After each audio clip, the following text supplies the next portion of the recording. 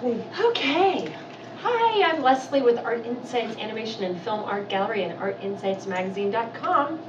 And we're here with Melissa Suber. Hello. And she works at Disney and also does her own fancy schmancy fabulous art that we have right behind us here that is interpretive Disney art. And can you talk a little bit about how you got started drawing and painting and creating imagery? Well, I've drawn since I can remember. Mm-hmm. You know, my mom used to tell me I could draw better than she could. She'd scribble something and I'd fix it for her. So it's been in my life pretty much from the very beginning. Mm-hmm. I went to school in college. I actually studied illustration, got a BFA in that.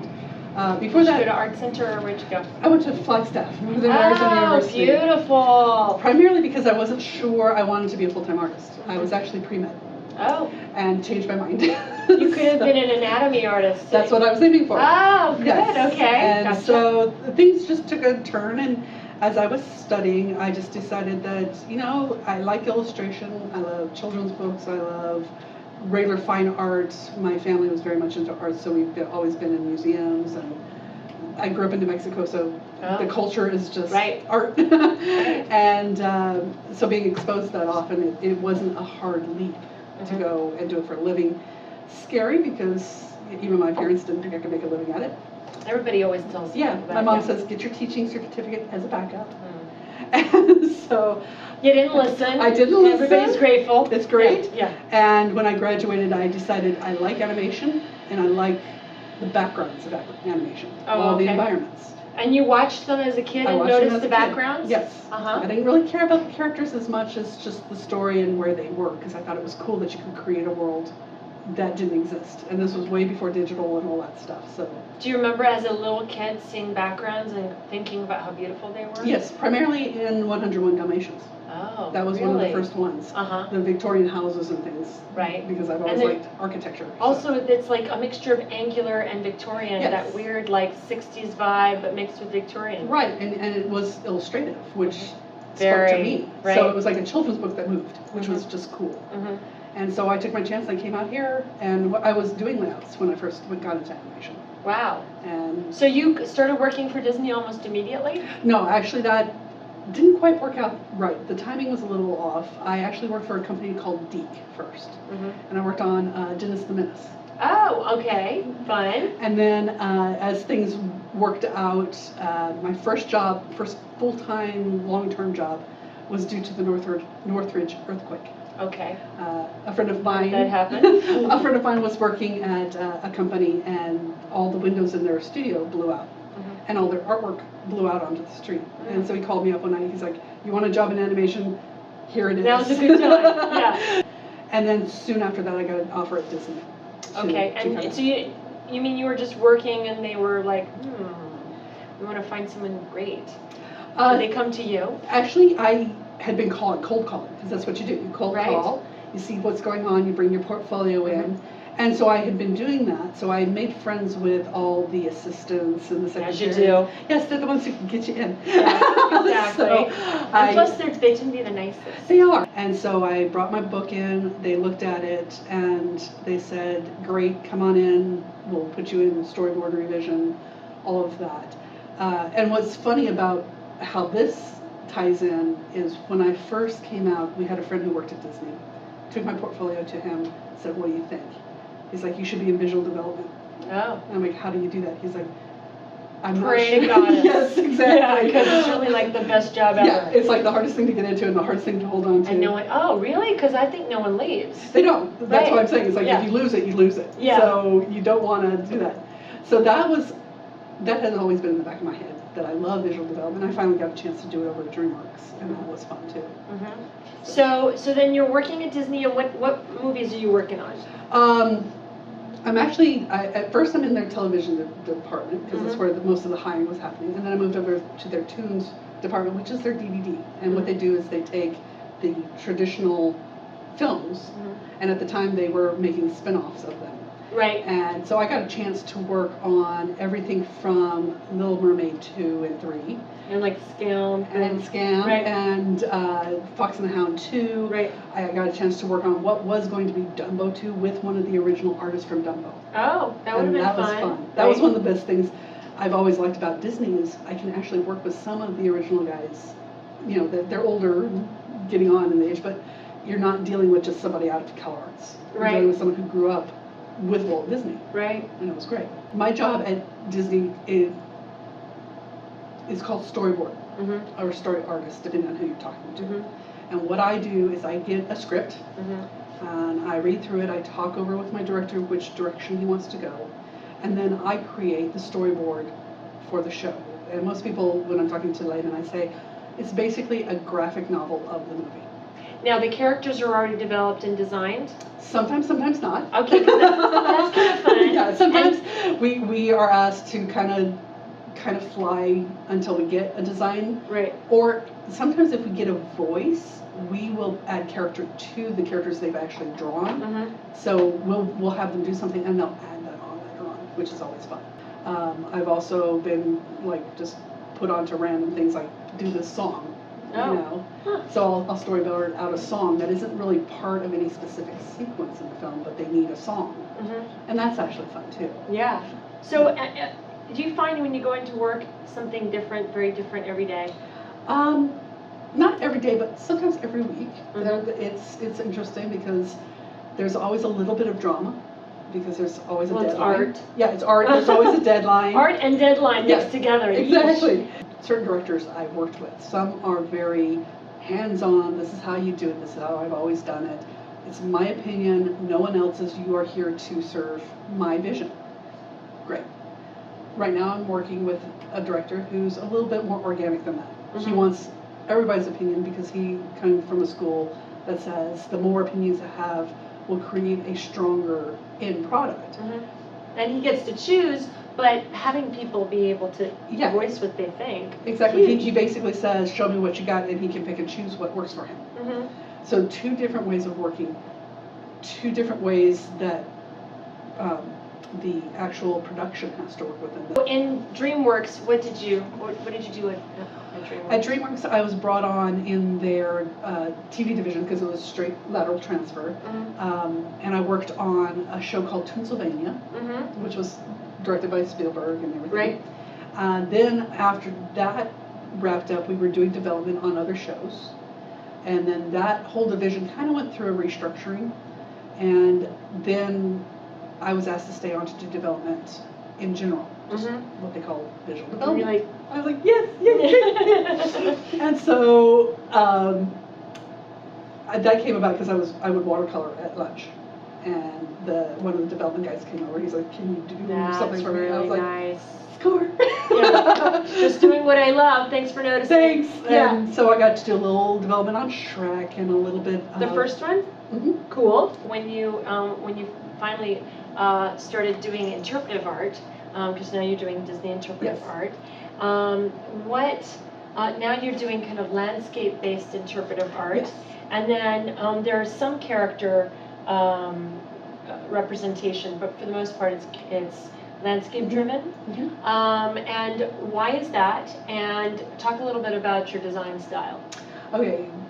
Initially, I was approached by a friend who works at Acme, and she's like, "Yeah, I know you do illustration. I know you want to do your own stuff," and that was the whole thing. Working collaboratively on films, after a while, you lose yourself. So I was looking to get my own voice out there.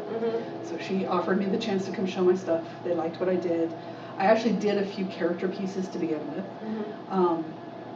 but I did one of Stitch, and it had a background that matched the film. And so they suggested, how about you do a landscape, since we don't have a lot of that right now. So I did this one next, and it hit really well with the client. And we realized that that's a good niche for me, you know, to do the landscapes, to reinterpret it from the film. Like, this does not exist in the film. I know, and I like that. I like the fact that it's taking the aesthetic of the film, but adding your own design style. And reinterpreting it that way. And that's the fun part of it, because as a story artist, that's what I do anyway. So I can say, okay, this happened after all the good stuff happened. It is not the happily ever after, it's the morning after. Right. You know? And, you know, they did want some of the character in there, just for context. And so that was fun. Same with this one. I was like, well, I can make up a story point. Basically, Cruella is turning the corner and they're crossing. It's just barely in time to miss her. That type of thing. That's what's fun about the interpretive part of it, because I don't have to take just a film frame and copy it. You can just, it's part of the story, but it's, you know, before it snows, Right. you know, and so the sun, the moon is out so they can see what they're doing. And, Exactly. yeah. Or in certain things that I've been thinking about, it's the missing part of the story that they didn't get into the film because there's not enough time. You know, like the Pinocchio walking to school just before he meets the evil fox guy. Right. You know, it's like, okay, what happened before then? You know, that's fun for me because I get to add to the story that was never had a chance to see the light of day. And then in terms of my style came out of kind of a weird mix of trying to find something that I really liked, and I was doing these still lifes at home, and it was of a coyote scale, a coyote skull. And it was interesting. Being from New Mexico. Yeah, I'm like, okay, let's do the predictable. Back. No, Yeah, it's something new, and you wanted to take a unique direction. Exactly. Yeah. And then I was looking through for reference on Google and stuff, and I came across some x-rays.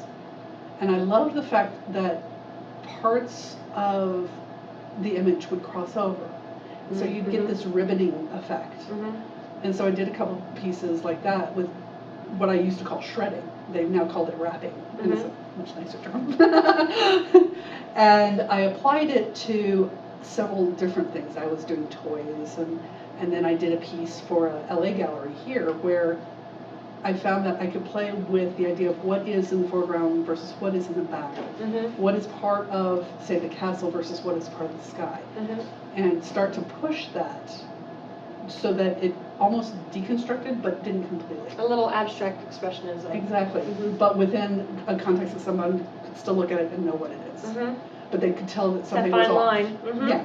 And it's fun to walk that fine line. Because and Magritte was like that too. We'd always have that. Oh, like, just cool. Yeah, just a little push. Don't want to freak people out, but I want to like get your attention. Make you look again. Exactly. And I like symbolic art, so it's Me also. too. Well, that's why I mentioned Magritte. Yeah, it's like, could we just do more than just the first look at the painting? That's what I want to do. I want you to look at it a second time or see something after the fact. Plus, it's all archetypal. All these stories have so much more collective unconscious memory, and there's so much kind of at play in there that is emotionally evocative, that is a little bit off. You know, there's always these slightly off parts of the story that they don't really, you know what I mean? Yeah, they don't play it up because they don't want to forget the audience. And the images, especially from Disney, are so ingrained in our brains that it's fun to say, okay, let's twist this a little bit and see if anybody notices. Right. Let's take this just a little step. And we did do it slowly with the Disney properties because they are trademark icon, you know, and there's still a little bit of pullback on characters because you don't want to deconstruct the characters too much. Plus, you're walking the line between what they brand as underground, yes, you know, and limited edition. Yeah, well, things that are more traditional interpretive, and then things that are a little edgier, sort of right in between, which is great because there are certainly people, I mean, I'm one of them, I love the traditional, but I do like it to be a little bit, just a little tweak. Yeah, a little tweak, a little twist. And that's me, it's like, I don't really have a standout style that would be considered underground.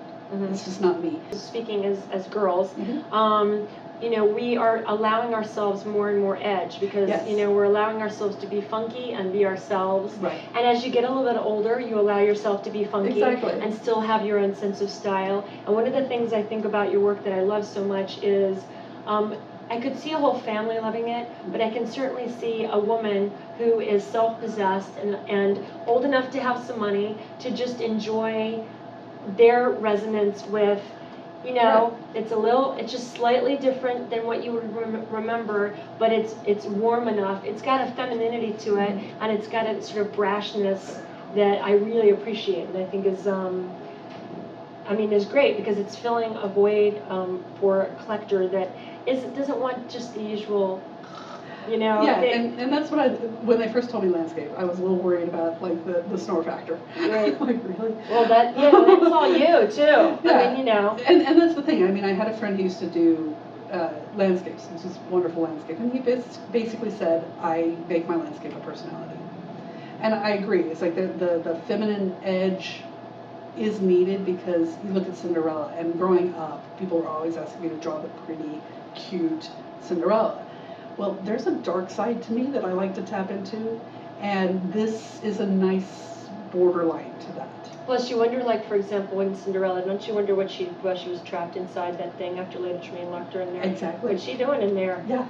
It's like, okay. Can I get a little nuts? Yeah, So, exactly. Or, you know, after she, you know, marries the prince, I don't really think she just exiles the No, because she's kind of slightly badass. Yeah, I mean, she's a modern woman for the time. Right, so it's right, like, right. let's really play it up. And, you know, the pink, cute castle thing, lots of people do that. Mm. I don't want to do that. I want to do what could be real, what could exist, but have that fantasy element into it. Mm-hmm. And that's nice, because it allows me to expand as an artist as well. Because doing what is expected is easy.